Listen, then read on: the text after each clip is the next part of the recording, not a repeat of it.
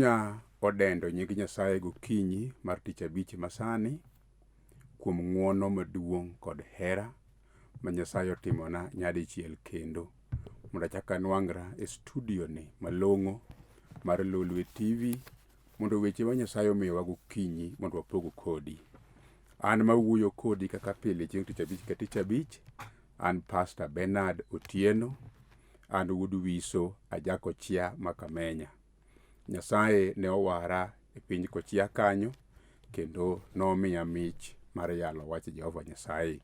Mano emomiyo an ka e okinyini mondo wach machal nade ma Nyasaye omiyowa mondo wapog kodi kanyakla.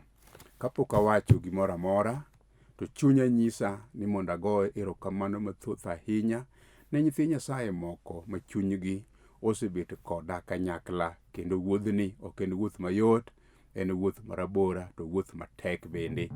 To nyithi Nyasaye osechung' koda kendo gisedhira e weche moko mang'eny kendo malong'o momiyo thuolo yudorena mondo achung' ka. Mokwongo adwa ni mondo ago erokamano malach ahinya ne jooda, kamoting'o jaoda Mama Mary Atieno, ka wan kode gi nyithindwa. Waseneno gik malong'o mosetimore kuom bedo kodwa kanyakla, kendo kuom seyie to support injili machal kod ma. Bende adwa ni mondo ago erokamano ne japuonj Michael Masiaga gi team ma en godo Rehema OVC kuom tich matek mosetimo. Chunya ng'isa mondo abe ajiwe kendo alamo ne Michael. Osetero nyithindo modhuro e sikul kendo menyo negi ka kod kacha. Michael kamine nae alamo ni Nyasaye mondo ogwedhi ahinya. Jayalo Pius Misala ma achula Imbo, in bende tich misetiyo Nyasaye ok nyadhi kayiem nono. Chunya nyisa ni mondo agoni erokamano mang'eny. Mama na Mamino Otieno iluonge dala kanyo ni Dayo Karen Wiso, en bende agone erokamano kuom sechung' koda injili ni nyaka sani. Nyasaye mondo ogwedhe. An kod mama wa moro maluoro kendo magena ahinya ma alego, iluongo ni Mama Mary Abwao. Mama kama intiere, tich misetiyo ne injili ok nodhi nono. Nyasaye mondo ogwedhi ahinya. Pastor Dan Owade ma asemi kubudho, owadwa adwa nagoni erokamano e yo makende. Nyasaye mondo ogwedhi mang'eny. Nyasaye mondo umi ahinya. An kod Daktari Hannington Owuor ma Magunga, en bende kama intiere minenae Hannington. Nyasaye mondo ting'i malo kendo mondo gwedhi kuom gik mabeyo misetimo ne Jehova Nyasaye. Bende chunya nyisa mondo ago erokamano ne mino moro ma Oyugis Mrs. Obonyo, en dhorangach ka Honorable Owede kanyo. Mama na Nyasaye mondo ogwedhi ahinya. Nyasaye mondo riti ahinya. Kendo e yo makende ahinya adwa go erokamano ne japuonj maduong' ma Okayo Secondary School Karungu Chosori kuom tich matek ma en bende osetimo ne Jehova Nyasaye. Kendo Nyasaye mondo ogwedhe gi staff mamage, Deputy Wuod Karachuonyo erokamano, nyaka japuonj Fred erokamano. Nyasaye mratego ni mondo umu, Nyasaye mondo telnu. Kendo kapok awacho makalo kanyo, tang'eyo ni oganda mosechung' gi Nyasaye, mosechung' koda e wachni gin ji mathoth ahinya mok dakwan. Yeuru mondo gi kod kanyo kendo romi e wachni, nikech jowadwa mosechung' gi wachni gin joma ng'eny. To Nyasaye mratego mondo mak bade kamoro amora ma gintiere. In bende mama kata wadwa kata nyathiwa kamoro amora minenae, Nyasaye mondo ogwedhi kendo Nyasaye mondo riti kuom gimoro amora misetimo. Use support wachni, use dhiro wachni, use advise e wachni, use jiwa e wachni, use ting'a malo e wachni. Erouru kamano. Nyasaye mondo ogwedhu ahinya. Wiya ok nowil gi jo Lolwe TV kamoting'o jatelo Sam Okelo, owadwa kama intiere. Nyasaye mondo ogwedhi mang'eny kuom yie mondo loko biashara mitimo obed kama yale injili. Bende owadwa Niko Okelo gi staff ma en godo ka te nyaka jago picha mara madam. Erokamano. Nyasaye mondo ogwedhu ahinya. Nyasaye mondo ritu kuom tich matek ma utimo. Adwaro ni kama intiere go chongi piny mondo walam Jehova Nyasaye. Kendo kaminena e bolre bola wachni bolruokie. Kendo oganda moyie go chongi piny, moyie kuom weche mokel gi dho jatich Nyasaye to yudo gik malong'o e nyim Nyasaye. Go chongi mondo walam. Jehova Nyasaye mar umbe lwenje, Nyasaye maratego sana, ma ruodh kenda ruodh lela. chunya ogeni kendo agoni erokamano mang'eny. Aseneno badi, aseneno ng'wononi, aseneno herani, aseneno tekoni maduong', aseneno gik madongo mitimo yaye Nyasaye. Iseting'owa malo kendo isegwedhowa, isewero nyaka richowa mosetimo e nyimi. To kawuono wachak waduogo nyadichiel gokinyi kapok watimo gimoro amora mondo wapare gik madongo misetimo. Jehova, isemako badwa kendo iseumowa kendo iseritowa. Akwayi n'oganda duto te kamoro amora ma ginitie piny ngima, imak badgi Nyasaye. Pek ma gin godo Nyasaye kata pok gifulo kod dhogi to ing'eyo. Ne mamani, ne jaduong'ni, ne owadwani, ne kijanani, ne jalni man kod chandruok mopogore opogore mokalie sani. Aketogo e lweti Ruodha, go wang'i mar ng'wono kuome mondo irie badi maratego Nyasaye mondo okel ng'wono kod kech maduong'. Kitimo Ruodha nagoni erokamano. To ne oganda duto te mochiko itgi kendo maneno wach makelo ngima mikelo gokinyi sani, Roho mari mondo telnegi kendo umgi kendo ritgi. Wenwa kama osekirie tipuodho mondo iketwa kare, iloswa ne dala. Ng'woni mondo paro duto weche duto mwapenjo, nyaka mago ma ok wapenjo Jehova ka ok wachuno. Yie winj lamowa kawuono dwachi mondo timore kuom yie e nying Yesu Kristo ma Jawarwa. Amen. Ibe kama intiere wachie ni amen. Adwa somo e kitabu mar Ayubu 2 matindo 11, 12 kod 13. Ndiko lero niya: osiepe Ayubu 3 ma Elifas ma ja-Teman gi Bildad ma ja-Shua kod Safar ma ja-Nama nowinjo kaka Ayubu osebedo gi thagruok, miyo ne giparo mondo gidhi gilime kendo giho chunye. Kane gikwongo nene kapod gin mabor kode, ne ok ginyal ng'eye. To kane ging'eye, ne gichako ywak malit mi giyiecho lepgi kendo gibuko wigi buru. Bang'e ne gibet e lowo kanyo kode kuom ndalo 7 odiechieng' gotieno ka ok giwuo, nikech ne gineno kaka othagore malit. Wach ma Nyasaye omiya gokinyi sani ma roho ma ka Jehova dwaro ni mondo opogi kanyakla en wach miluongo ni thagruok.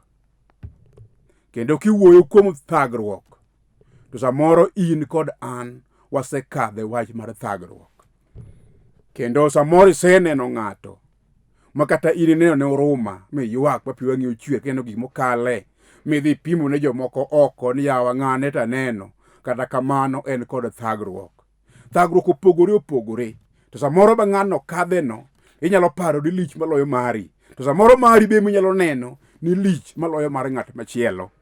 Iwinjo, thagruok en thagruok. Kendo wach mogwong'ore kakiluonge ema ni en thagruok kamano. Kendo en wach makata medo kwande to ok donjni, otamo wang'i. Samoro ng'ato to winjo maber, kendo wach menene kadheno en owuon to chayo kendo nyiero, ok one ni mano thagruok. Kata kamano en bende en kod thagruok ma en go mosetemo gi yore duto ni mondo wuogne oko to osetamore. Kata kamano bende in kod mari, en bende en kod mare.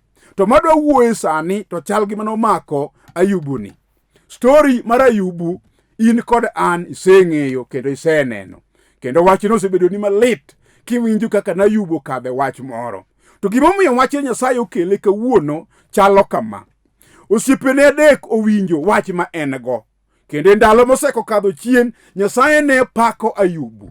Kendo nowacho ni onge e piny Us te ng'ama rom kod Ayubu, onge moluore, onge mogene, onge. Kendo nomor kod Ayubu koneno kaka chalo. Gimoro amora ma Ayubu timo ne miye mor. Mano miyo nothiano chieng' moro e nyim jasigu miluongo ni Jachien, kowachone niya, onge ng'ato moluora e pinyno mar Us kanyo madipim kod Ayubu. Kata kamano, jasigu ne ok obedo mamor kod wach manowinjo ka Nyasaye wacho. Nokelo weche moko mana ni mondo Nyasaye oyiene kendo miye thuolo mondo okel thagruok mwawuoye sani ni kuom Ayubu. Nyasaye noyie modhi okono, ooyo, aseneno ka Ayubu to gena kendo hera, kendo tere wach machiel machalo nade malit machwero pi wang' to Ayubu ok nyal weya. Tadiera nokalo e weche matek to Ayubu ne ok oweyo Nyasaye. To iwinjo, sama nosiepene owinjo notuo, kendo en kod thagruok mwawuoye sani ni. Gin bende ne giwuok mondo gidhi ging'id nyasiepwa ni kod wach mapek machalo nade. To kama somo nokona niya, ni kane gichopo mondo ka ginene gi chien kapok gichopo bute ne ok ginyal ng'eyo ni en. To kane gichopo bute machiegni, owadwa pi wang'gi nochwere. Ndiko lerona ne gineno thagruok mane en go, ne gineno chandruok mane en go, ne gineno pek mane okale. Wachno nomako dhogi nomoko, ne lit negi. To ndiko lerona ne gibedo piny ndalo 7 ka gina giyiecho lepgi oko, gidong' ka koro gionge nanga ma gichalo kod Ayubu. To ngine wachno kaka ne chal, taparo ni wach kada inyalo bedo di malit, inyalo yuaga Ayubu. Osiepenego noywage. Ang'o miyo ne giywak? Ni kokadho kuom thagruok manokale. Wawinjore ka ni ji te nigi thagruok.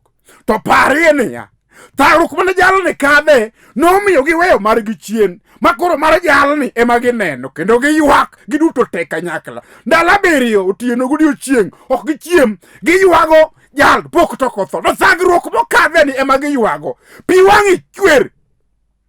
Joge wacho ni lit negi. Ka ging'e Ayubu sibe ka yuje chal, kako chal sani, pi wang'gi chwer, giywak nikech gikadho Ayubu kadho wach malit kendo matek. To sama gikadho wach machal kod ma, to eka jaod Ayubu biro kod wach moro machielo. En thagruok ma jalni neno ni to gikne kiwango moro makoro neno ni onge tiende mondo mi obed mangima.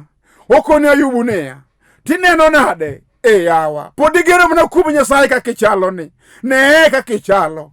Mwandu wanyu osedhi te modong' nono. Ne nyaka dendi kaka chalo. Tuo bende koro donjo. Gik mane waparo ne wan go nyaka nyithindwa bende koro onge. Ineno nade? Ato ke anta neno ni ya Nyasaye mondo itho iwe thagori machal kod ma. Tapako ng'wono maka Jehova manomako lewa Ayubu kod chunye ma kod yie mane en go motegno makato kadhe thagruok biro geno kuom Nyasaye. Nokone jaode ni sama ne wan kod ber Jehova manokelo nwakawo kod erokamano. Karate makoro biro we bende wakawo mana mano bende kod erokamano ok wanaloki. Mano yie machalo nade, yie maduong' makate kadhe wach matek to pod igeno kuom Jehova. Kata wach maniko pod igeno kuom Jehova. Kata wach matieki to pod igeno kuom Jehova. Iwinjo? We asomi wach machielo bende mana Ayubu kanyo. 3 Matinde 24 26 wacho niya, kar chiemo to aywak kendo asiko ka achura. Gimoro amora maluoro oseyuda kendo gik mabuoga ema timorena. Aonge kwe kendo ok anyal yweyo nikech chandruokna osiko. Sama osiepe Ayubu oseywak, giseneno Roma, gineno chunye lit, to Ayubu chako medo gi kendo chunye lit. Kokone gimokadhe, okone gineya ni anto kar chiemo to pi wang'a ema chwer, kama bete achura. Aonge kod mor, kata kubiro nena nyithindwa ok rach. To dongu ne chandruok makadhe, diwang'o kete kuomu, diwang'o winje. Wachni duong' kendo wachni lich. Ni gik moko duto maluoro, gik moko duto maricho ma ok adwa ni mondo ane ema neno. Gik mamiya wich kuot kendo magolo moro manyo an godo kuoma, lilo ema an go. Omiyo nyithindwa kata kubiro lima, kata kubiro nena, to chuny lit ma an go gi thagruok makale ni malo chutho. Iwinjo mama na kaminena sani. Aero mano to koro mar Ayubu. Wewa wuoye mari be. Samoro mari to loyo kata mar Ayubu ni. Samoro setemo gi yore duto mondo yudi ber ma ji bende yudo. Sama ne chako ne long'o chala Ayubu. Sama ne dala ne dhok ne nitie, rombe ne nitie, punde ne nitie, mwandu nopong'o dala, nyithindo ne nitie, gimoro amora ne ni kare.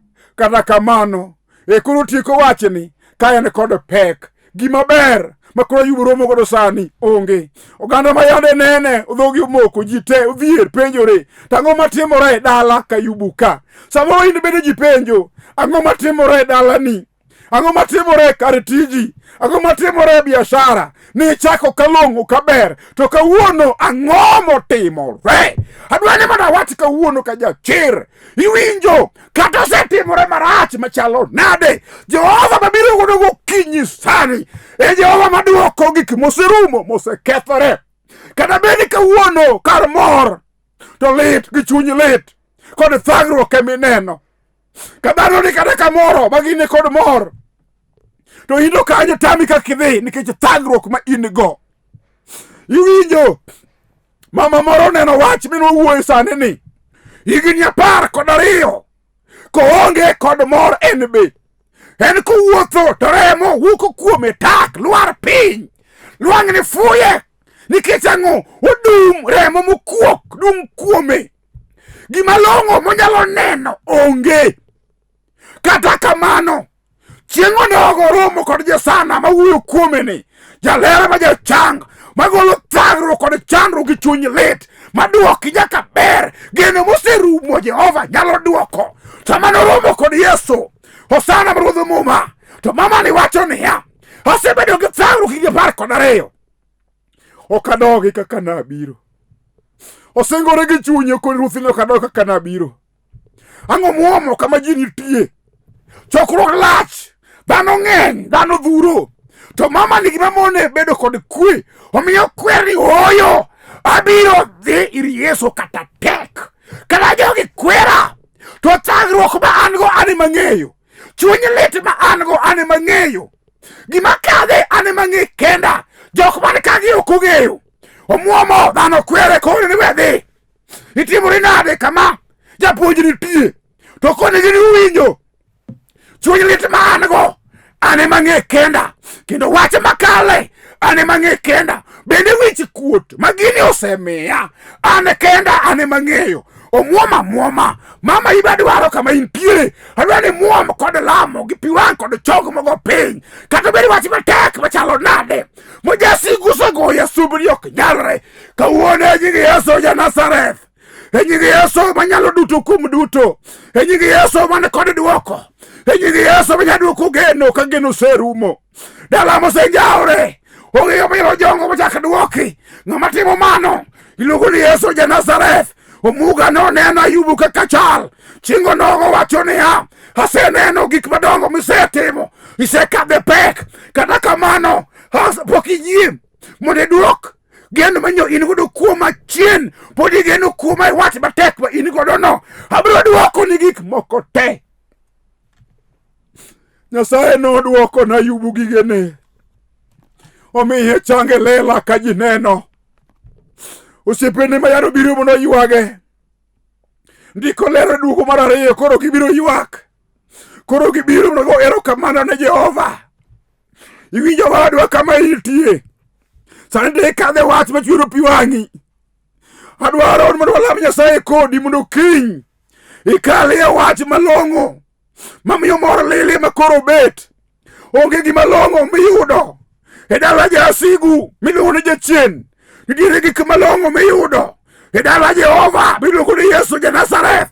En ema en kod duoko mar gik moko te. Kata jasigu nosepamo gik mane wan gi e lwetwa modhi katok wadong nono. Kawuono Yesu nitie manyalo manyo nyalo duoko gik moselal te. En ema en kod teko. En ema en kod nyalo. Obedi kata wach momoko matek mok nyalre. Misetamo gi pesa ok nyalre. Isetamo gi wuoyini mokethore. Isetamo gi somo modong nono. Winji ja Nazareth pod ngima. Musalaba kacho wacho ne tieko duto kum duto. Mama marino Jehova otieko. Owadwa marino Jehova otieko. Jaduong' marino Jehova otieko. Iwinjo dani kadi dong kanyo kagi minyalo onge. Awacho ni karamo jal motieko duto manyaduoko geno, manyalo duoko mor, manyalo kelo chang, manyalo kelo gweth, manyalo kelo gik ma onge mabedie. Ok en jotelo minenogo. Ok en oganda migeno kuomgigo. Iluongo ni Yesu ja Nazareth. Jal moyie kuome to yudo ngima mosiko manyaka chieng'. Jal moyie kuome to yudo gik malong'o e nyim Jehova no. Akwayi kama intie yie kuom Jehova sani. mondo ne gik mabeyo ma Jehova timo. Ok inyalo loyo oganda mosewuoyo kuomgi manyoromo kod weche moko matek kaka nyogi chaki nodhierogi. To kane giluongo nying Yesu, ogonya magonyo miere motwe matek ma ok nyalre. Ne giromo kod gik malong'o. Chunya ng'isa sani ni in bende kama inenae onge jal man kod duoko mak mana Jehova Nyasaye man kod teko. Adwa ni mondo wachi ni karamo owadwa Michael Masiaga, kata obedo ni tek machalo nade, kata obedo leo kod nyithindo kanyo kaka ichako kodgi otamore, tawacho niya, Yesu mwayalo wachne ni ene monyalo duoko gik ma onge, gik mosekethore te Jehova nyalo duoko. Aseneno gik ma Jehova osetimo. In bende kaminenani obiro temoni, kata bendo mosekethore moduore monjaure, jomoko dak kod kwe, to idi penjori kendi to mari ni ang'o motimo. We mondo wachni rieko kod dak maber ok yudi kuom mwandu kod pesa, tiyudo kuom Jehova Nyasaye. Ene ma en kod gik malong'o miyudo kuom Jehova. Ene ma en kod gik malong'o makelo mor chuny. Kata kapok owari sani to chunya nyisa ni kiyie kuom wach mwayalo ni tibiro romo kod gik malong'o. To jasigu Satan moseketho gik mpango manyo ji nigo, jasigu jachien marach mosekelo thagruok kuom ji, e nying Yesu ma Nazareth, ionge kod teko kuom mamane. Kawuono loto loyi, ionge kod teko kinyi masani. We mamani mondo gik modwaro mondo Jehova miye, kik iketh giriwi nyime. Awuoyo nade? Awuoyo kuom Yesu manyalo kelo geno. Awuoyo kuom Yesu manyalo njao loch mar jasigu, manyalo ketho gik malong'o ma jasigu oseiko. To iwinjo gik malong'o ma Yesu onge beregi. Inyalo paro ni gilong'o kawuono to kiny rach lilo emirumo godo. Akwayi kama initie, kik itamri winjo wachni. Yie kuom wachni mondo yudi gik malong'o. Yie kuom wachni mondo idwang' gik mabecho ma Jehova nigo. Onge gima malong'o minyalo yudo ka ok igeno kuom Jehova Nyasaye. Kidwaro gimoro kuom Jehova to ndiko lero na ni ng'ato yie kuom chunye, oyie kod chunye, to singo kod dhoge ni Jehova an bende itimo na. Ka ng'ato ramo kuome moko Jehova okadogi, nyaka itim na. Jehova winjo ga jok moramo ka ni kod yie malach. Kama intiere mama, chunya nyisa iberame kuom Jehova. Iwinjo jaduong', chunya wachona ok ipogori goganda manyo kadhe weche matek. Ok ipogori gi nyithi Nyasaye manyo neno gik maricho ma jachien nyokete kit ngimagi.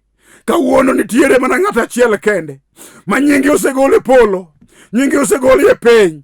Iluonge ni Yesu ja Nazareth. Aluoro nyinge no, aluonge ni Simba.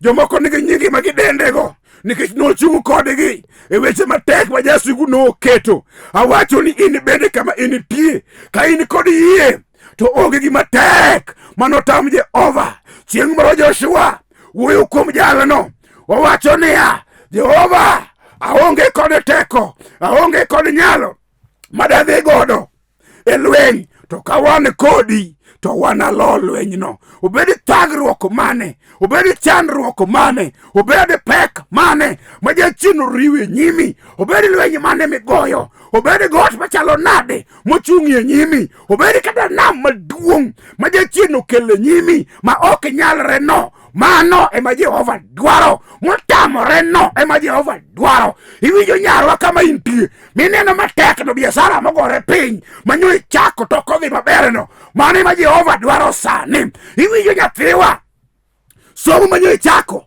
to rem gi kore niki kaka idhi mbele otamore, ng'ami support onge. Jehova no nigi support. Iwinjo kech bisenindo no, miwinjo kaka idwa chako onge no, mano Jehova osepidho ji mang'eny. In bende biro pidhi. Obed kata duk bisewuotho ma kidwa dhi wuoth, ikwa law koni kod kocha, ikwa wuoche koni kod kocha, imiyo kedi kondisod madongo. Tawacho ni karamo sani Jehova noserwako ji law. Obiro miyi law, obiro miyi gik malong'o, ochiwo gik madongo Jehova chiwo gik madongo. Ng'at moyie kuome yudo gik malong'o e nyime. Kawuono Jehova no pod ngima. Rembe manochwere Kalvari pod nitie. Jal moyie kuome sani to yudo gik modwaro. Amor kod Yesu nogo otimo gik madongo. Obiro timo ni sani. Aluoro nying Yesu. Naneno kochung' koda. Naneno kotimona. Aseneno gik madongo ma Ruoth osetimo miere mag ji kuonde masedhi kayalo e wachni kendo kalamo negi. In be achiel kuomgi gokinyi sani kapok iwuok. Chunya nyisa ni mondo iyie kuom Jehova. Chunya nyisa ni mondo iyie kuom wach ma wayalo. Mano miyo ndiko leronwa ni to wan atony nade ka wajwang'o warruok makama. Kik wajwang' mama, kik ijwang' nyako kama ineno, kik ijwang'. Iwinjo wadwa kama intiere no, kik ijwang' wachni kende ema ne kod duoko. Onge kama chielo miyude duoko. Onge ka nying moro mosegol miyude duoko. Mak mana nying Yesu ja Nazareth. Mak mana nying Yesu ratego. Nying Yesu simba. Ene ma ene kod duoko. Ene mochiwo gik ma onge. Ene ma kadako dalo sebam. To chako duoko dalo bedo balongo. Ka ngima osewei. Makoro chunyi ong'adore. Kama intiere wi kitanda. Iwacho ni kama gikeni. Ato koro onge gima longo ma anane. Winji. Jehova ni kod duoko. Mama na mao Yugis, Mrs. Obonyo. Awacho ni karamo chutho. Kik iluor. Jehova nitie. Dala biro chung'. Nyithindo go wetena go te. Alamo negi sani. Nyasaye biro chung' kodgi. Jaluoro nying Yesu no. Osetimo gik madongo. Ibo biro timo ni sani yie kuome. Gima tame timo onge. Osenono motem. Monwang' ni ene kende. Ene ma ene kod loch. Ayubu no yie kuome. Kata ji ne wacho weche matek. To no yie kuom Jehova. No kale wach maduong'.